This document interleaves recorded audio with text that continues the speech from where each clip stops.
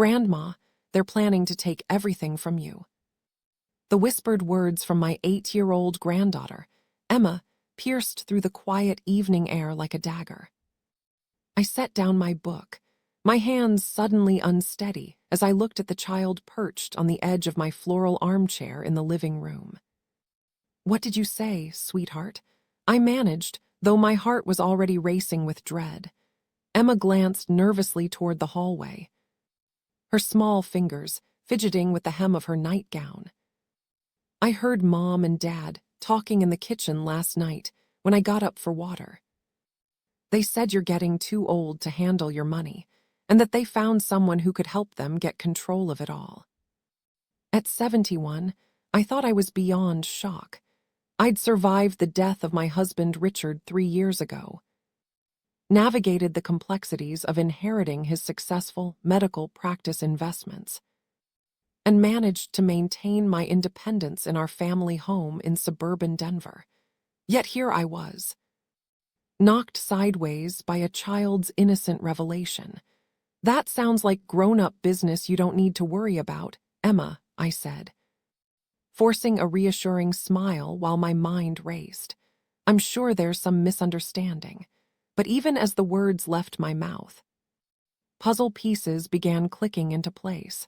My daughter Jessica's sudden increase in visits over the past few months, her husband Mark's pointed questions about my estate planning, their insistence that managing Richard's investments must be overwhelming for someone my age, their gentle but persistent suggestions that I might be happier in a retirement community. "Are you mad at them?" Emma's voice was small. "Worried? No, darling," I lied, tucking her favorite stuffed elephant closer to her side. "Sometimes grown-ups talk about complicated things that sound scarier than they are. Nothing for you to worry about." After I tucked Emma back into bed in the guest room, I stood in the hallway for a long moment, my mask finally slipping. My hands trembled as I gripped the banister, the full weight of what I'd heard settling over me like a shroud. Jessica was my only child, my connection to Richard, the reason I'd maintained our comfortable lifestyle despite his absence. I'd never denied her anything: the lavish wedding I'd helped fund, the down payment on their expensive house in Cherry Hills Village, Emma's private school tuition, the constant emergencies that required financial assistance. I'd written those checks willingly, grateful for any attention, pathetically thankful when they included me in their busy lives. Now this, in the kitchen. I made tea with shaking hands. The familiar ritual did nothing to calm my racing thoughts. I wasn't a financial expert like Richard had been, but I wasn't senile either. I'd been managing household finances for 43 years of marriage. I balanced my accounts monthly, read my investment statements, and asked informed questions during quarterly reviews with our financial advisor. Yet somehow, Jessica and Mark had convinced themselves I was incompetent, that I needed to be managed like a child unable to make her own decisions. My phone chimed with a text from Jessica. "Hope Emma isn't being any trouble. The conference is going great. Mark says this could be life-changing for his practice." Life-changing indeed. I typed back something bland about Emma being wonderful and asked when they'd return. Sunday evening. Came the reply: 3 more days. 3 days to figure out what they were planning and how to protect myself. I retrieved the business card I kept in my desk drawer. Thomas Hartwell, the attorney who had handled Richard's estate. Without hesitation, I dialed his home number. "Margaret," Thomas answered on the second ring, concern evident in his voice. "Is everything all right?" "I'm not sure," I replied, surprised by how steady I sounded. "But I think I need your help." As I explained what Emma had overheard, Thomas's silence grew heavier with each detail. When I finished, he let out a long breath. "Margaret, if what you're telling me is accurate, this is very serious. We need to meet first thing tomorrow. I can't leave Emma." I explained. Then I'll come to you. 9 o'clock after she leaves for school. After hanging up, I sat in Richard's old study, surrounded by his medical journals and the photographs of our life together. The same room where we'd planned our future, where I'd held his hand during his final months battling lung cancer. How had we come to this point where my own daughter was actively working against me? For the first time since Richard's death, I felt something other than grief stirring within me, something that felt suspiciously like righteous anger. By morning, I had begun to formulate a plan. Thomas Hartwell arrived precisely at 9 o'clock. His silver Mercedes pulling into my driveway moments after the school bus disappeared around the corner with Emma aboard. I'd known Thomas for over 20 years. He'd been Richard's colleague before becoming our attorney, handling our wills, investments, and ultimately Richard's estate. "You look well, Margaret," he said as I ushered him into the living room. Though his trained eyes were undoubtedly assessing me for signs of the cognitive decline my daughter had apparently diagnosed. "I'm not losing my mind, Thomas," I said dryly, gesturing for him to take a seat. "At least not yet." A ghost of a smile crossed his weathered face. "Richard always said you were the sharper of the two of you." He just had the medical degree. I poured coffee from the carafe I'd prepared, taking a moment to collect my thoughts. I need to know what Jessica and Mark might be planning legally. Is it even possible for them to take control of my affairs without my consent? Thomas accepted the cup with a nod. Unfortunately, yes. The most direct approach would be seeking guardianship or conservatorship, claiming you're no longer capable of managing your affairs. On what grounds? Indignation flared in my chest. "I'm perfectly competent. You and I know that," he said gently. "But determined petitioners with financial resources can find experts willing to testify otherwise, especially if they can point to behaviors that seem concerning or unusual." I thought back over recent months. Had I given them ammunition, any forgetful moments they could weaponize? They've been encouraging me to simplify my life. I recalled. Jessica keeps suggesting I sell the house, says it's too much for me to manage. And Mark offered to help organize my financial records last month. Thomas's expression darkened, creating a paper trail. "Making it appear you've been asking for help, displaying uncertainty about your capabilities." "But I haven't," I protested. Then stopped short as a memory surfaced. "Except, I did let Jessica help with my taxes this year. She said their accountant offered to handle mine as a favor." "Who signed the return?" I hesitated. "I did, of course." "Did you review it carefully first?" The truth was painful to admit. No, I trusted her. Thomas set his coffee down with deliberate care. "Margaret, I need to see that return. And any other financial documents Jessica or Mark have helped you with recently." For the next hour, we combed through my files. Thomas's expression grew increasingly grave as we discovered discrepancies I'd never noticed. Investment accounts listed on my tax return that I didn't recognize. Signatures that resembled mine but weren't quite right. Statements for accounts I'd never seen. "They've been laying groundwork," Thomas finally said, organizing the suspicious documents into a separate pile, creating evidence of financial confusion, possibly even fabricating documentation of poor decision-making. My hands trembled as I reached for my coffee. How long have they been planning this? Based on these documents, at least 6 months, he met my eyes directly. "Margaret, I have to ask, have you updated your will since Richard died?" "No," I admitted. "I meant to, but since Jessica was my only child." "That's exactly what they're counting on," he finished. A wave of nausea swept through me. My own daughter and son-in-law, planning to have me declared incompetent while smiling to my face and leaving their child in my care. "What do we do?" I asked. hating the tremor in my voice. Thomas straightened his tie. First, we document everything. We'll create a clear record of your current cognitive state and financial competence. I'll arrange evaluations with independent medical and psychological experts. Then, we prepare a counter-strategy.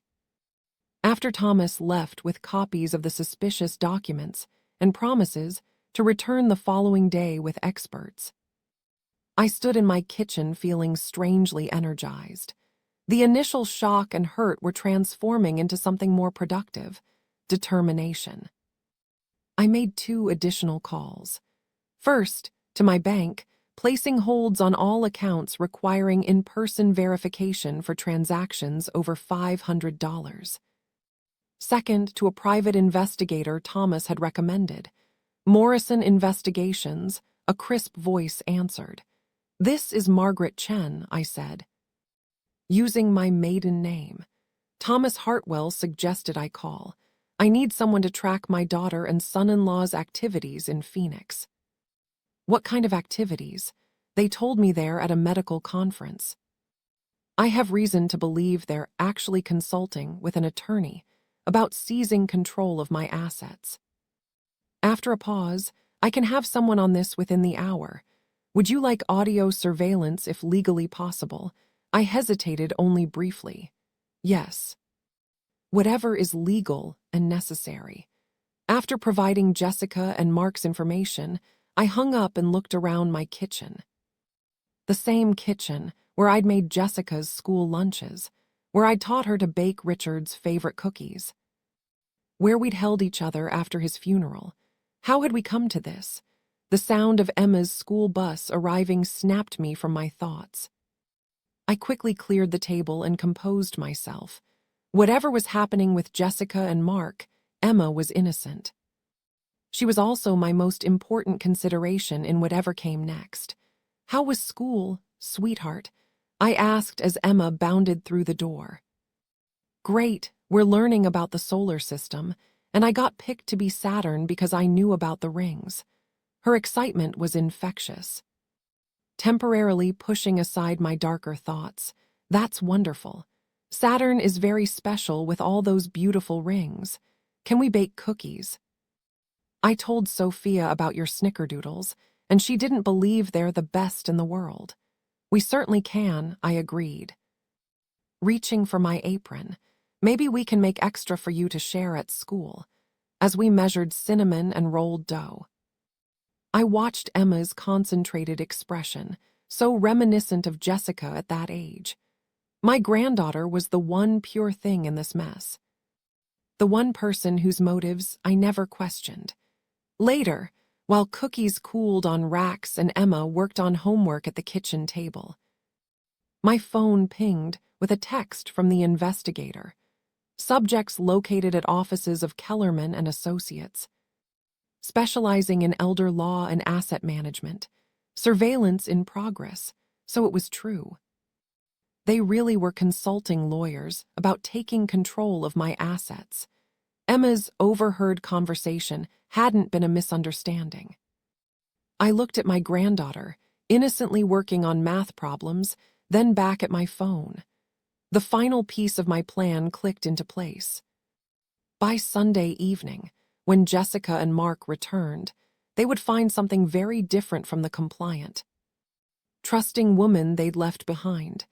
"Emma," I said, an idea forming, "how would you like to help me with a special project tomorrow after school?" "What kind of project?" she asked, looking up from her worksheets. "A treasure hunt," I said, "a very special one." The next morning brought clear skies and renewed determination.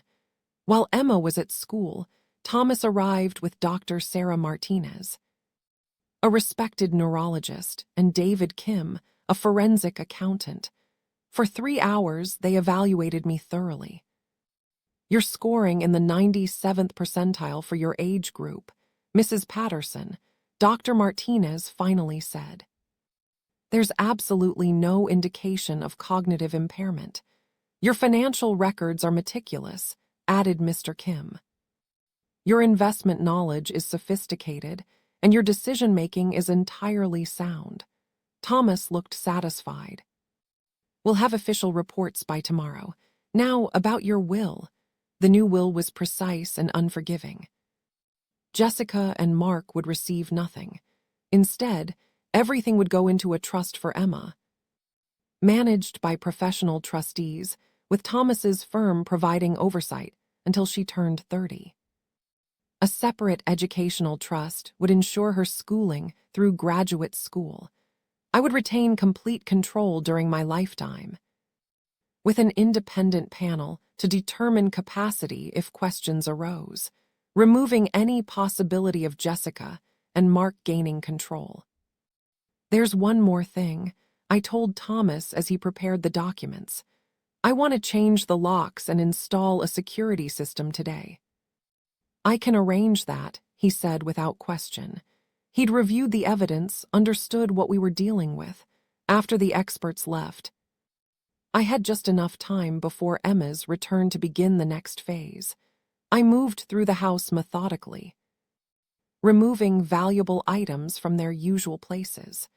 Richard's vintage watch collection, my grandmother's china, the artwork we'd collected over 4 decades of marriage. These weren't being hidden from fear, but as part of a carefully orchestrated message I was creating for Jessica and Mark's return. When Emma's bus arrived, I was waiting with milk and cookies, the locksmith having finished his work moments before. "What was that truck doing here, Grandma?" Emma asked, noticing the service vehicle pulling away. "Changing the locks," I said truthfully. "The old ones were getting sticky." She accepted this easily, then brightened. "Are we still doing our treasure hunt?" "Absolutely. In fact, it's going to be even more special than I thought." We began our adventure, Emma's eyes bright with excitement as we gathered items throughout the house. To her, this was a game, a special secret between grandmother and granddaughter. She didn't question why we were collecting these treasures or where they would go. "This is like a real adventure story," Emma declared, carefully wrapping one of Richard's awards in tissue paper. "It certainly is," I agreed, placing it in the large bag I'd brought. "And you're the perfect helper for such an important mission." Our destination was my bank, where I'd arranged after-hours access to a safety deposit box Jessica and Mark knew nothing about. Emma was suitably impressed by the security procedures, the dual keys, the hushed atmosphere of the vault area. "This is where we'll keep everything safe," I told her as we arranged the items carefully, along with the physical treasures. I'd already placed copies of the recordings, the new will, and photographs of the suspicious financial documents. "When will we get them back?" Emma asked, her small hands gentle with her grandfather's things. "When everything is settled," I said, smoothing her hair. "Don't worry, sweetheart, these treasures aren't going away forever. They're just waiting for the right time to come home." After securing everything, we celebrated with dinner at Emma's favorite restaurant. As she chattered about school and friends over chicken nuggets, I memorized her expressions, her gestures, her infectious laugh. This child was what mattered most. Sunday evening arrived with unseasonable warmth for October in Denver. Emma and I had spent the day reading, playing games, and baking. Normal activities that felt extraordinarily precious now. At 7:30, headlights swept across the living room as Jessica and Mark's BMW pulled into the driveway. Emma rushed to the window, excited to see her parents after 3 days away. I heard the familiar jangle of keys, then confused murmuring as Jessica discovered her key no longer worked. The doorbell rang, followed by impatient knocking. Taking a deep breath, I opened the door. "Mom, why doesn't my key work?" Jessica stood on the porch, looking polished despite travel fatigue. Behind her, Mark was retrieving luggage from their car. I had some security concerns, I replied evenly. "Come in, Emma's been waiting." Jessica's eyes narrowed at my tone, but she moved past me to embrace Emma, who launched herself into her mother's arms. I missed you so much. Baby, did you have fun with Grandma? The best time ever, Emma declared. We went on treasure hunts and made cookies and read stories. Mark entered with their bags, immediately freezing as his gaze landed on the empty space where Richard's medical achievement awards had been displayed for years. Margaret, he said carefully, where are Richard's plaques? Somewhere safe, I replied, closing the door firmly, along with several other items. Jessica set Emma down. Suddenly alert. What do you mean somewhere safe? What's going on? Emma, sweetheart, I said gently. Why don't you go upstairs and get ready for bed while your parents and I catch up? Emma glanced between us, sensing tension but obediently heading upstairs. Once we heard her bedroom door close, Jessica turned to me. Mom, what is this about? First new locks, now missing items. I think you know exactly what this is about. I said softly but firmly. Phoenix was illuminating, wasn't it? Kellerman and Associates comes highly recommended for elder law cases. The color drained from Jessica's face. Mark recovered faster, forcing a laugh. I don't know what you're talking about. We were at a medical conference for my practice. Really? I raised an eyebrow. So you weren't discussing conservatorship proceedings, asset protection trusts, the best facilities for assisted living. With each word, their expressions confirmed what I already knew. Jessica grabbed the back of a chair for support. How could you possibly know any of this? Does it matter? I asked simply. The point is, I do know everything. Mark's facade crumbled, his charm evaporating. Whatever you think you heard, you can't prove anything. We were exploring options for your protection. My protection, I repeated, the words bitter. How thoughtful. Protecting me from my own money, my own home, my own granddaughter. I moved to the kitchen, indicating they should follow. On the counter lay a stack of documents. The neurologist's report, the financial competency assessment, bank statements showing careful management. I've been quite productive while you were away, I said, watching Mark flip through the papers with growing alarm. I've also made some changes you should know about. Jessica's eyes darted around, noticing the new security system panel. What kind of changes? My will, for one. You and Mark have been completely removed as beneficiaries. You can't do that. Mark's mask slipped entirely. We're family. Family doesn't conspire to declare me incompetent, I said quietly. Family doesn't plot to institutionalize me. Family doesn't plan to control my assets through deception.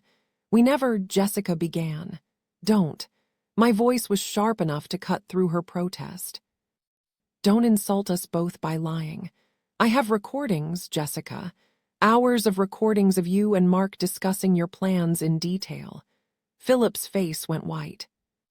That's illegal. Arizona is a one-party consent state for recordings in public places. I informed him, having researched thoroughly. The restaurant, the law office, the hotel lobby, all perfectly legal. The threat hung between us. I could see them calculating, realizing how thoroughly their plan had backfired. What do you want? Jessica finally asked, her voice small. I want you to understand the consequences of your actions, I said, looking directly at my daughter. I want you to realize what you've lost through your greed and deception. From upstairs came Emma's voice calling good night.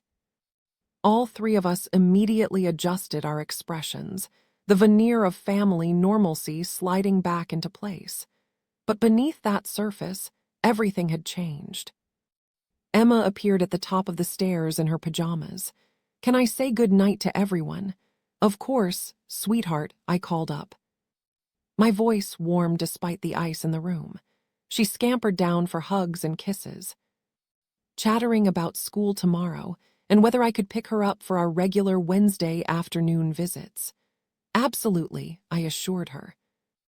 Not looking at Jessica and Mark, I'll be there at 3:30, just like always. After Emma went to bed, the three of us stood in uncomfortable silence. This isn't over, Margaret, Mark said finally. On the contrary, I replied calmly, it's exactly over. The question now is what kind of relationship, if any, we'll have going forward. I retrieved a folder from the kitchen counter and placed it on the coffee table. These are my terms, I said. Complete cessation of any attempts to gain control of my assets or decision-making. No more financial requests or emergencies. Scheduled. Reliable time with Emma without interference.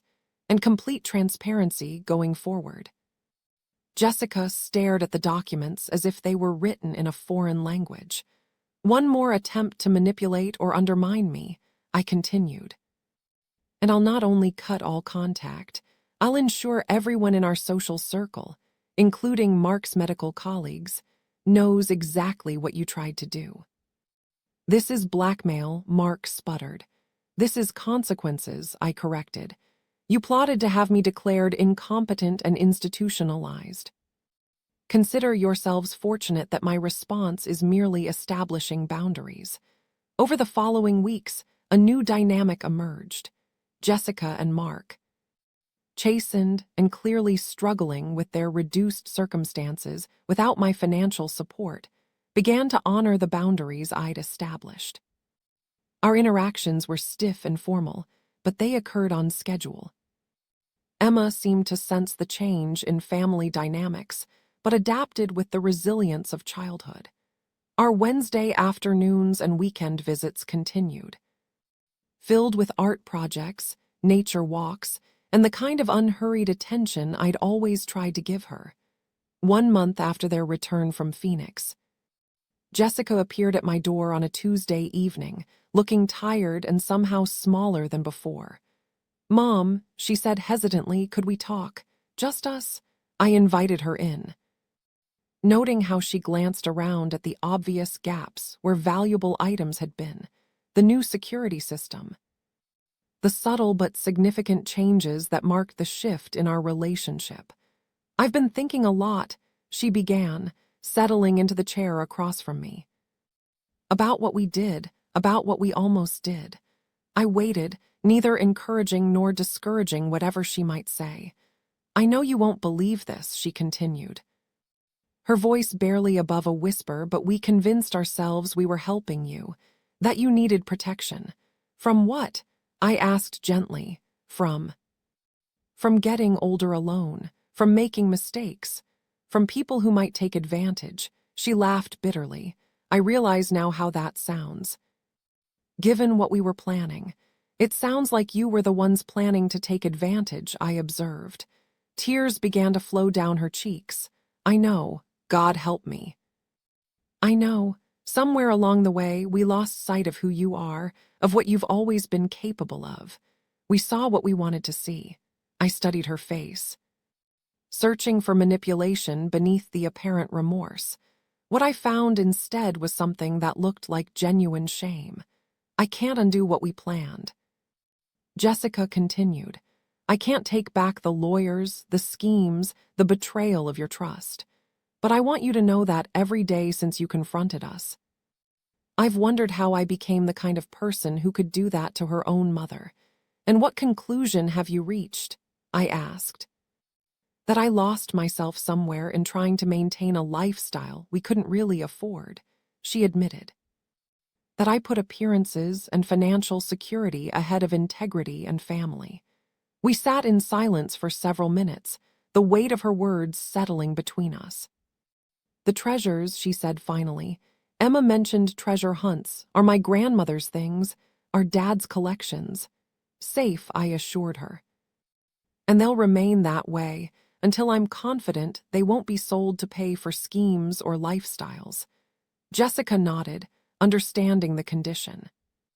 I miss him so much sometimes. Dad, I mean. He would be so ashamed of what we planned. Yes, I agreed quietly. He would be, is there any way? Any possibility that we might rebuild something? She asked, her voice barely audible. Not the old relationship, I know that's gone. but something new. Something honest. I considered her question carefully. Trust, once shattered, could theoretically be rebuilt, but slowly, deliberately, with clear evidence of changed hearts and behaviors. Perhaps, I said finally, but it would require more than words, Jessica. It would require sustained demonstration that you understand what went wrong and why. I'll do whatever it takes, she said quickly. Then start by living within your actual means, I replied. Stop looking to others, to me, to subsidize choices you can't afford. Find contentment in what you have rather than constantly reaching for more. 6 months later, Jessica and Mark had sold their expensive house and moved to a modest but comfortable home in a different neighborhood. Emma adjusted to the change with characteristic resilience, and if anything, seemed to enjoy having parents who were less stressed about finances and more present in her daily life. The treasures remained in the safety deposit box. Sometimes Emma would ask about them, and I would remind her that they were waiting for the right time to come home. She seemed to understand that this was connected to her parents' behavior, though she never asked directly. 1 year after the confrontation, on a crisp autumn afternoon, much like the one when Emma had first whispered her warning, I finally returned to the bank vault. This time, Jessica accompanied me. "Are you sure about this?" she asked as we approached the safety deposit box. "I'm sure," I replied, inserting my key. "But understand, this isn't a return to the old ways. This is a recognition of the new ones." As we carefully removed Richard's watches, my grandmother's china, and the other family treasures, Jessica handled each item with a reverence I hadn't seen since she was a child.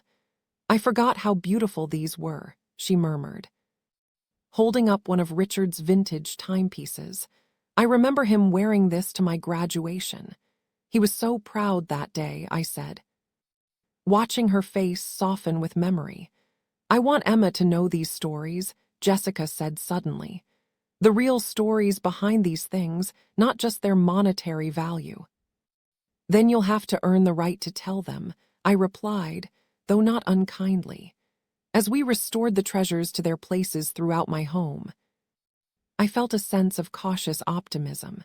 The relationship Jessica and I were building wasn't the same as what we'd had before. It was more honest, more respectful, more grounded in reality than sentiment. Emma's delight at seeing her grandfather's things back in their familiar places was infectious. She immediately launched into stories about our treasure hunts, making Jessica and Mark exchange meaningful glances about what their daughter had witnessed during their absence. "Grandma," Emma said that evening as I tucked her into bed after a family dinner, "I'm glad the treasures are home." "Me too, sweetheart," I agreed. "Are Mom and Dad going to try to take things away again?" she asked with the directness of childhood.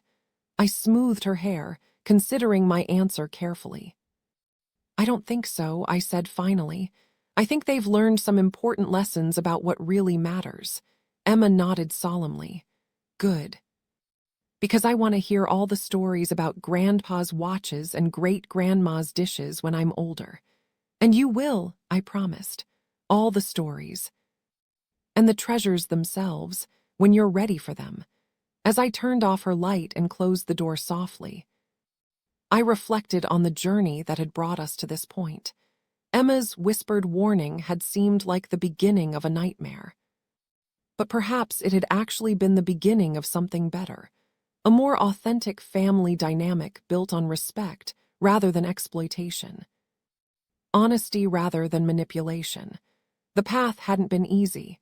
There had been legal documents and changed locks, confrontations and consequences. But sometimes the most important transformations require the most difficult conversations. Standing in the hallway of the home I'd shared with Richard for so many years, surrounded by the treasures that told the story of our life together, I felt something I hadn't experienced since his death, a sense of agency, of control over my own destiny. Jessica and Mark had underestimated me, had seen only what they wanted to see, a vulnerable widow ripe for manipulation. What they discovered instead was a woman who, when pushed to her limits, possessed both the wisdom to protect herself and the grace to offer redemption. The treasures were home, but more importantly, so was the truth. And sometimes, that's the most valuable inheritance of all. Emma's warning had been the catalyst, but the real transformation had come from within, from a grandmother who refused to be diminished, who recognized her own worth, and who understood that sometimes the most loving thing you can do for family is to hold them accountable for their choices. The weight of gold, I'd learned, was nothing compared to the weight of wisdom, and that was a treasure no one could take away.